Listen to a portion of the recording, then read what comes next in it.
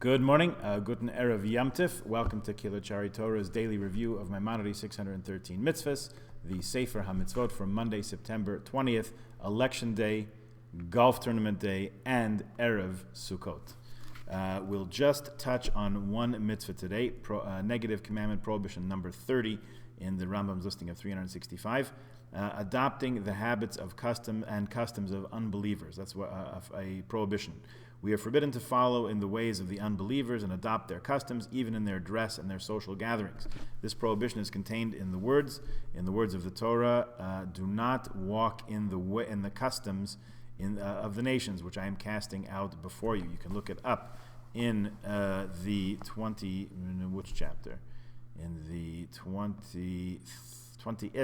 chapter of Leviticus, verse 23.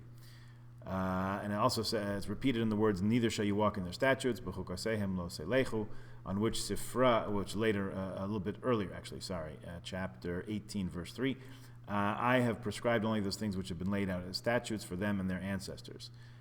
Do not follow social customs of idolaters, things which have become for them like statutes, frequenting circuses and arenas, those being kinds of assembly places where they would gather for purposes of idol worship.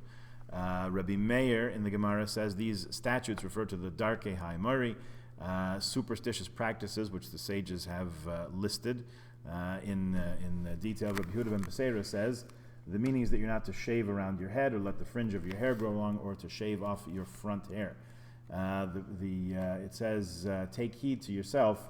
We're reading from chapter 12 now of Deuteronomy. Take heed lest you be ensnared to follow them, which the Sifri says, the Midrash explains, this is a negative commandment that you shouldn't be brought into following the ways of the heathen nations that surround us, to dress in certain clothes or to engage in certain practices that are the ways of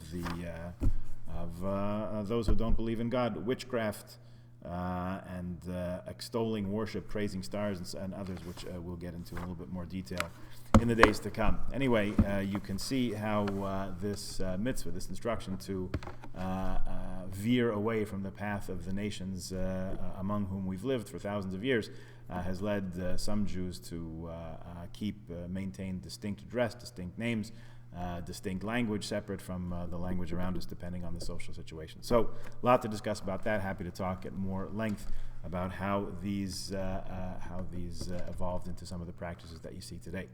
Let us emphasize what's happening tonight, tomorrow, and in the days to come.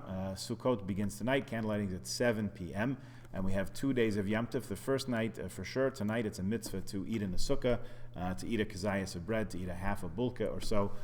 We will hopefully have challah rolls available in shul. We'll put some out in a box or container somehow or other in the sukkah. If you'd like to stop by the sukkah tonight and eat in the sukkah, you can certainly do that. You have to bring your own kiddush cup and kiddush if you'd like to make kiddush, but we'll try to make some provisions available there.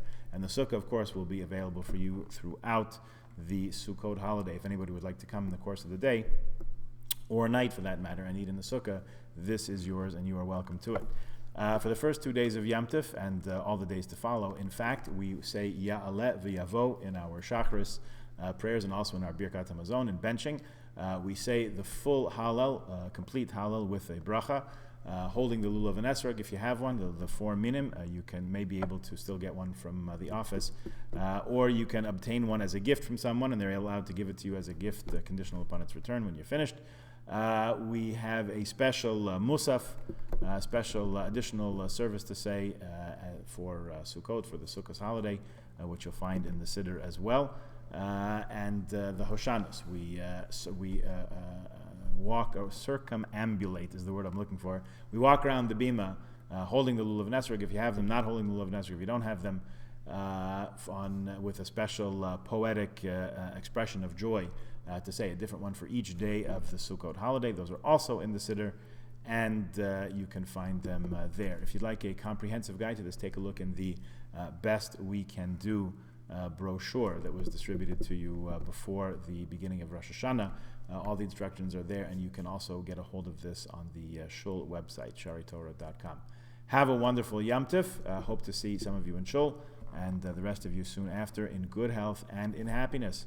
We'll stay in touch. Chag Sameach, a good Yom Tov.